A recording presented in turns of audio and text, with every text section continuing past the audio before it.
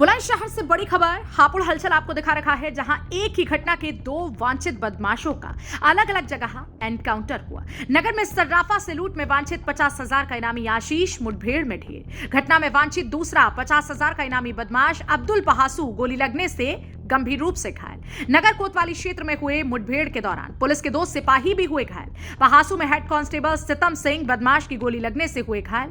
मुठभेड़ के ढेर होने के वाले बदमाशों ने दिन दहाड़े सर्राफा को गोली मारकर दुकान में लूटपाट की थी। घायल अब्दुल गंभीर हालत में रेफर। दोनों ने मुठभेड़ में करीब 12 राउंड इनमें फायरिंग हुई और बदमाशों के कब्जे से लूटे गए आभूषण, अवैध असलहा व बाइक बरामद की गई। मुखबिर की सूचना पर अलग अलग थाना क्षेत्रों में की गई थी दोनों बदमाशों की घेराबंदी।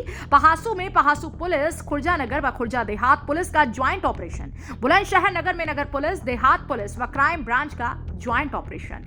बड़ी खबर हापुड़ हलचल पर आप देख रहे हैं। एक घटना के 2 वांछित बदमाशों का अलग अलग जगह एनकाउंटर हुआ, जिसमें नगर में सर्राफा से लूट में वांछित 50,000 का इनामी आशीष मुठभेड़ में ढेर हो गया।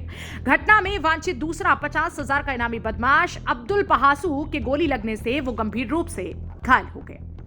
बुलंदशहर से जावेद खान की रिपोर्ट। कोतवाली नगर और थाना पहासू में 2 पुलिस एंगेजमेंट हुए, जिसमें कि 2 अपराधी जिनका कि नाम आशीष और अब्दुल है, ये दोनों घायल हुए और ये दौराने उपचार इन दोनों को मृत घोषित कर दिया गया है।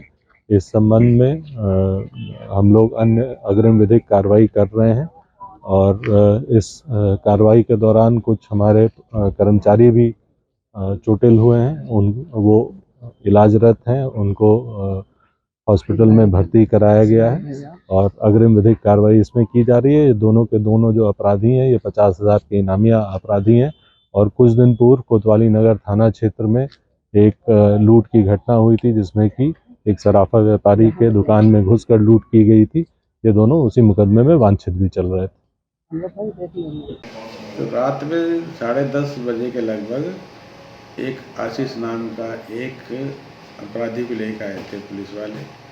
उसकी हालत सीरियस थी, उसके गोली लगी हुई थी छाती में। तो उसके बाद में यहाँ ट्रीटमेंट किया और फिर उसको रेफर कर दिया हायर सेंटर के लिए। रास्ते में जाकर उसकी मृत्यु हो गई। उसे फिर वापस ले आए, फिर इमरजेंसी में उसका जो है कागज़ वगैरह तैयार करके मोर्चरी में शिफ्ट कर दिया उसको।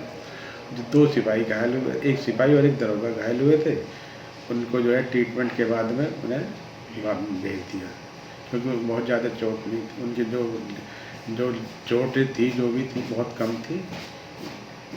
गोली लगस्ती हुई निकल गई थी, तो उनके बाद रिफ़र कर दी, मतलब रिफ़र करना वापस निकल चले गए।